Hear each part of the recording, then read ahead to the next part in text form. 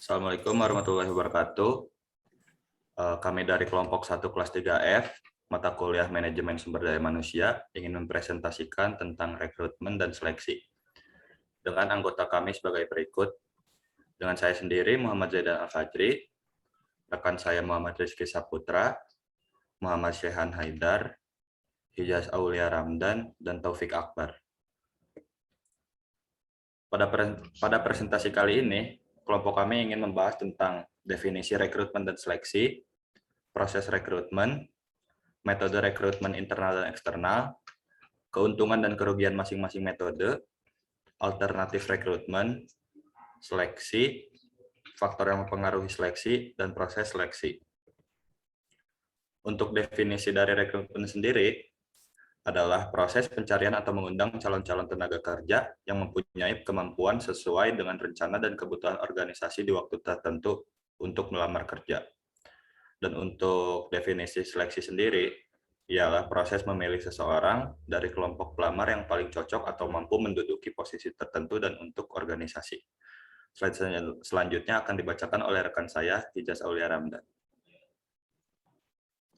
Proses rekrutmen terdiri dari perencanaan sumber daya manusia, lanjut ke alternatif rekrutmen, lanjut ke rekrutmen. Di proses rekrutmen dibagi dua, internal dan eksternal. Untuk proses masing-masing rekrutmen memiliki metode tersendiri yang hasil akhirnya orang-orang yang direkrut oleh perusahaan tersebut. Next. Rekrutmen internal. Rekrutmen internal adalah sebuah proses yang melibatkan karyawan yang sudah bekerja untuk mengisi posisi tertentu. Metode rekrutmen terdiri dari promosi, rekomendasi karyawan internal, ada penataran. Dari kelebihannya ada hemat biaya dan waktu, karyawan sudah terbiasa dengan budaya perusahaan, meningkatkan employee engagement. Kekurangannya munculnya posisi kosong, memicu prasangka antar karyawan, budaya kerja tidak berkembang. Selanjutnya akan dilanjutkan oleh rekan saya, Muhammad Syekhan.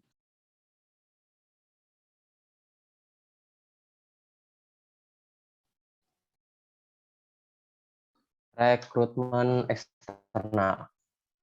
Rekrutmen eksternal adalah suatu proses rekrutmen yang metode rekrutmen eksternal terdiri dari satu, pemasangan iklan atau job advertisement, yang kedua, jasa rekrutmen agencies, yang ketiga, lembaga pendidikan atau educational institution, yang keempat, penyaluran kerja dari pemerintah atau government job center.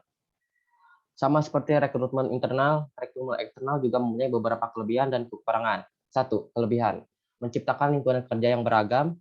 Yang kedua, meningkatkan daya saing dengan kompetitor. Yang ketiga, meningkatkan inovasi dan kreativitas. Adapun kekurangannya yaitu satu, memakan biaya rekrutmen. Dua, menyita waktu. Tiga, karyawan baru perlu penyesuaian diri. Selanjutnya akan dibacakan oleh rekan saya, Muhammad Rizky Saputra. Alternatif rekrutmen. Menurut Mondi dan Nuh 2005, perusahaan harus mempertimbangkan alternatif rekrutmen dengan cermat sebelum memutuskan perekrutan. Jenis alternatif rekrutmen ada 4, yaitu 1. Outsourcing adalah proses penyerahan tanggung jawab untuk bidang pelayanan kepada pihak eksternal. Dalam hal ini, dilakukan subkontrak dan berbagai fungsi organisasi atau perusahaan untuk mengisi pekerjaan atau jabatan tertentu yang sedang dibutuhkan. 2. Contingent workers adalah tenaga kerja sementara merupakan tenaga-tenaga yang bersifat kontrak secara individual. 3. Employee leasing profesional. Employee organization adalah karyawan leasing merupakan karyawan perusahaan yang bekerja dengan perusahaan dalam hubungan kerja memberikan tenaga ahli bidang administrasi, program manfaat pekerjaan, dan komprehensif asumsi risiko majikan, pengisian pajak, dan kepatuhan hukum ketenagakerjaan. 4. Lembur adalah mungkin metode yang paling umum digunakan dalam menghadapi fluktuasi volume pekerjaan dalam jangka pendek. Slide selanjutnya akan dibacakan oleh Taufik. Seleksi. Proses seleksi sangat penting untuk dilakukan dalam upaya mendapatkan karyawan yang tepat dari beberapa kandidat untuk menempati posisi jabatan yang tersedia. Sehingga tidak sedikit dari beberapa perusahaan yang berupaya menemukan metode-metode seleksi yang efektif guna memperoleh karyawan yang sesuai dengan kualifikasi yang dibutuhkan. Faktor lingkungan yang mempengaruhi proses seleksi karyawan. 1. Fungsi SDM atau sumber daya manusia. Suatu proses seleksi umumnya dipengaruhi oleh hampir setiap fungsi sumber daya manusia. Jadi penting bagi perusahaan untuk mendapatkan SDM yang handal sesuai dengan yang dibutuhkan. Namun jika kompensasi yang ditawarkan oleh perusahaan kurang menarik dibandingkan dengan perusahaan kompetitor, maka untuk mendapatkan SDM dengan kualitas terbaik akan sulit.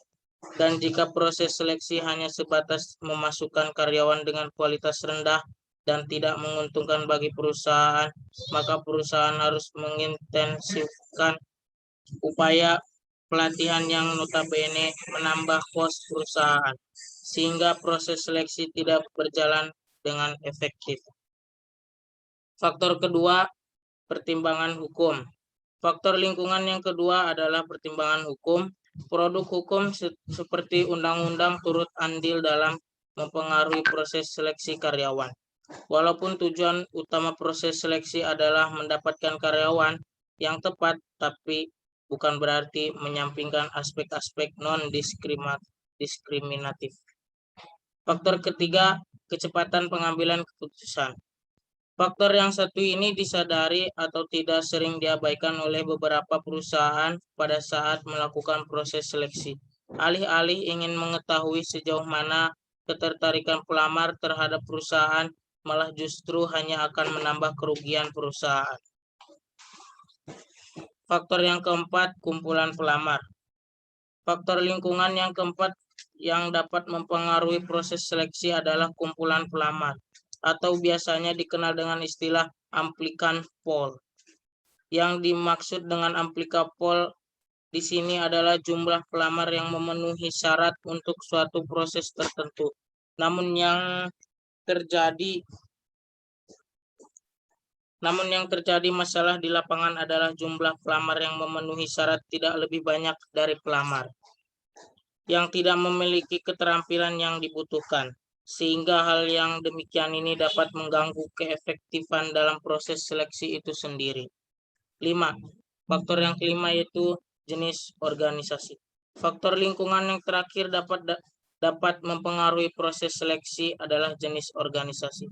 Jenis organisasi yang mempekerjakan orang seperti swasta, pemerintahan, atau nirlaba juga dapat mempengaruhi proses seleksi.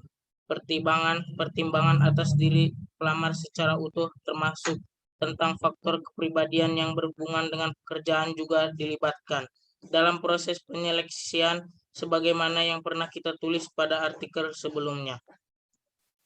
Next. Proses seleksi. Proses seleksi yang pertama, penerimaan pendahuluan. Proses seleksi yang kedua, tes penerimaan. Proses seleksi yang ketiga, wawancara seleksi. Proses seleksi yang keempat, pemeriksaan referensi. Proses seleksi yang kelima, evaluasi medis. Proses seleksi yang keenam, wawancara atasan langsung. Proses seleksi yang ketujuh, keputusan penerimaan.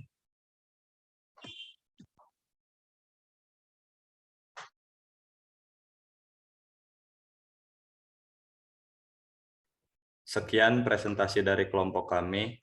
Mohon maaf bila ada kekurangan dan kesalahan. Wabillahi taufiq wal hidayah. Wassalamualaikum warahmatullahi wabarakatuh.